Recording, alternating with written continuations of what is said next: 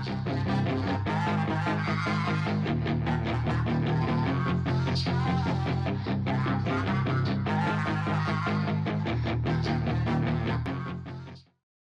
up, guys? Barry Gaming here, back with some more Idle Heroes, and today we're going to be going over the brand new strategy, exactly the strategy that our man Jesus has done to finally clear all the way to Defier 1. Yes, the highest difficulty by far. He's done it, I mean, before anybody else, but there's a really interesting strategy that involves a couple things here.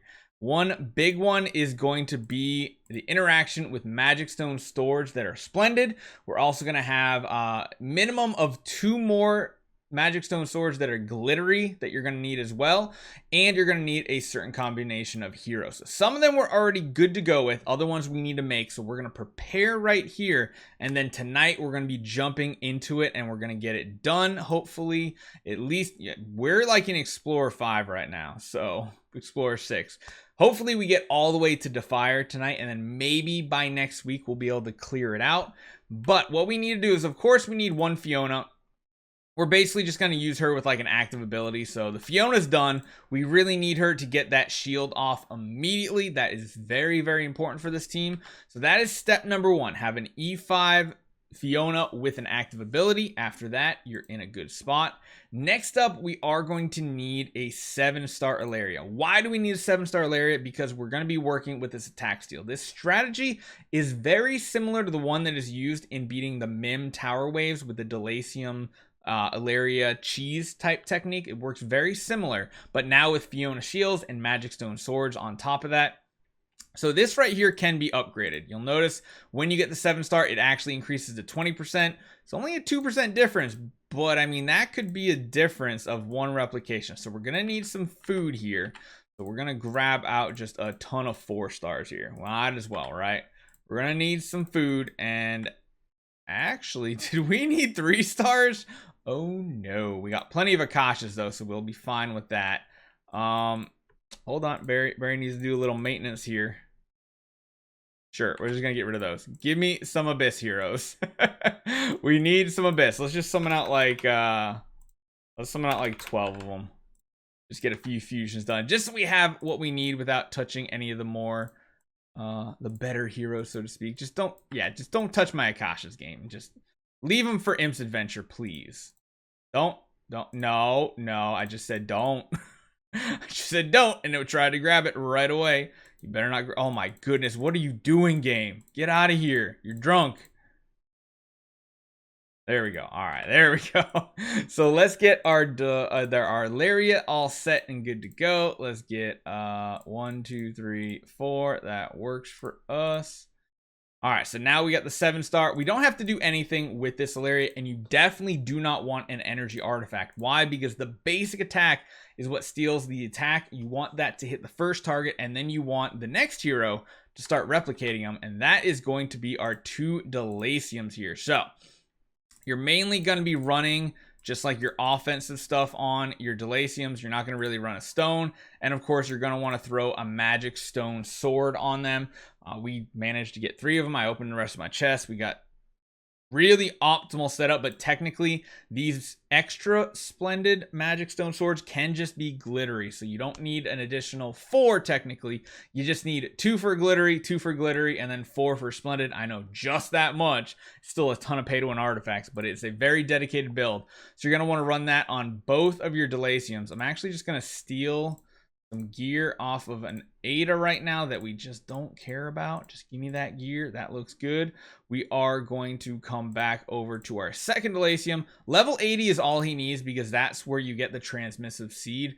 It's actually almost better to only be level 80 just because what we're trying to weigh here is our attack versus HP on these heroes. So we're going to throw our other one on here. So we have our 2 Delaciums and we have our Alleria. That is good. We have the Fiona. Next up, we're going to have our Ignis. So Ignis, we're going to run an energy artifact on her. We're not going to be able to... Actually, you know what? We can grab it off someone right quick. There we go. We can replace here. I'm just going to put any old thing. I don't care what Heart Watcher has. That's fine.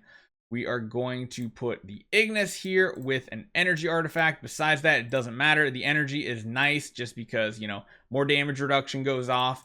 The big thing here is you want 10 star or above just because of the 100% control immunity that you're going to be giving to your Enosuke. Because yes, Enosuke is the last piece of the puzzle here, and we need to build an Enosuke. So it can be done with as simple as a 6-star Enosuke.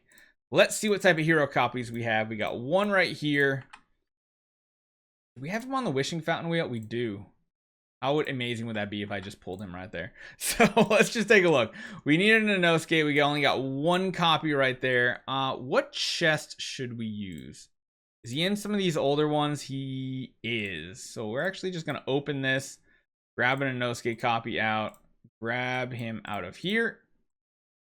And then, of course, we are going to... where is he? Where is he? Yeah, we got the 2 copies. Okay, good. We got Enosuke. Let's go build him up to 6-star. Looks good. Now, the other thing we are going to have to do is we are going to have to get him leveled up quite a bit. We're going to want him to get him maxed out to level 100 here. Now, this strategy can be done with a higher power Enosuke as well, but if you do have a higher power Enosuke, there's a couple changes you need to do as well. We'll show you a couple little tips and tricks depending on what power level your Enosuke is, but he's going to be very similar to the Delaciums, where we are going to want a magic stone sword. Of course, you need level 100 because you want all of these abilities here. Same situation, except what we are going to do is we are going to upgrade this stone all the way up to a soul stone 3. We want as much attack value on Enosuke as possible. So getting that very, very high up is going to be very, very important. And then we'll go over, there's a couple things you need to do with your star spawns, your monster, and your guild tech. Yes, we want to keep upgrading. I swear we do. I think what we'll do is we'll just turn this Enosuke when we're done with him into a Fiona, so we're not losing all this dust resource, because that would feel really bad if we did. Oh man, would that feel bad. All right, let's get this going, We got to get up to SS3, using all our resources, and then we do need to find an attack stone or a crit, but attack would be a little bit easier. So there we go. Let's convert.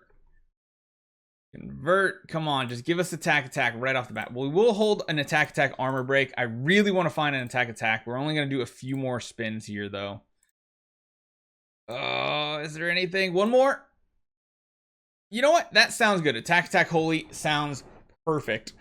We'll go with that. So same thing with other heroes. We're going to run a weapon and accessory, but I want to hold off on... Well, actually, he's a ranger. You know, we got some rangers here, right? Yeah, we got plenty of rangers here. Let's just let's do some gear swapping just so we're in a good spot. Now, we don't have resonance gear, but that's not a big deal for our Enosuke.